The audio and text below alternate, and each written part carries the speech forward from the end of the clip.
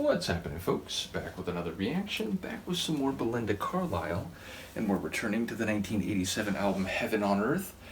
And the next tune is World Without You, which on the surface of it sounds melancholic. It sounds like someone after the breakup of a romantic relationship trying to come to terms with or learn to live in a world without their former partner. Obviously, there's not additional context, so it could be something else entirely, but given the nature of her songs and even of the tunes on this album thus far, I wouldn't be surprised if that's the general essence of the phrase. Certainly it refers to implicitly the passage of time, because if you don't know someone, if you're not involved with someone, a world without them is the world you know. It's a world that you are entirely familiar with, and thus there's an implication that there has been a dramatic change in terms of someone's proximity or presence, and I'm guessing that it will be in a painful or mournful sense. So I'll see what I can catch on a first listen. Please try not to get in the way of my chair, Luca. But yes, this is Belinda Carlisle. The tune is World Without You, and it's from her 1987 album Heaven on Earth.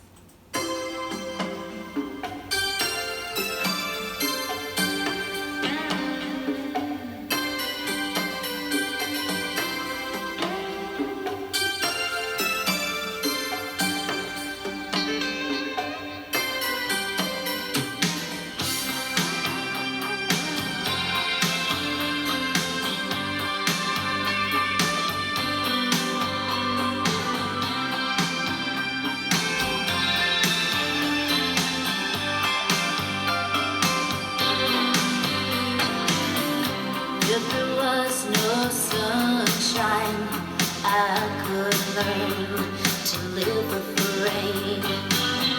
Darling, if I had to, I could trade pleasure for pain.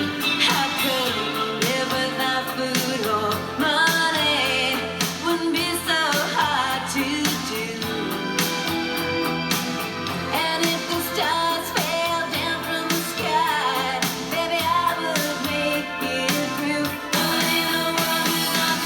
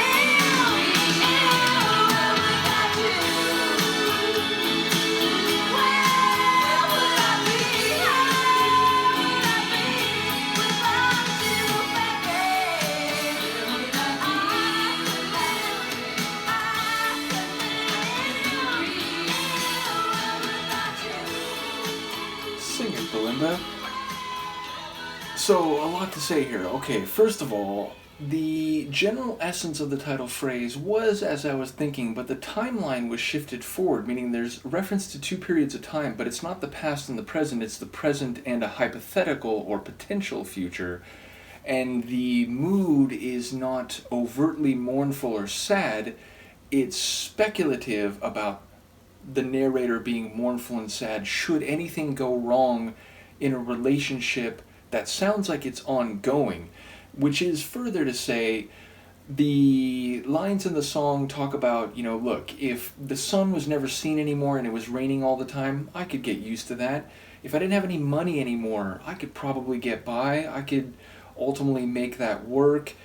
If what was the other one? There was another one that I enjoyed.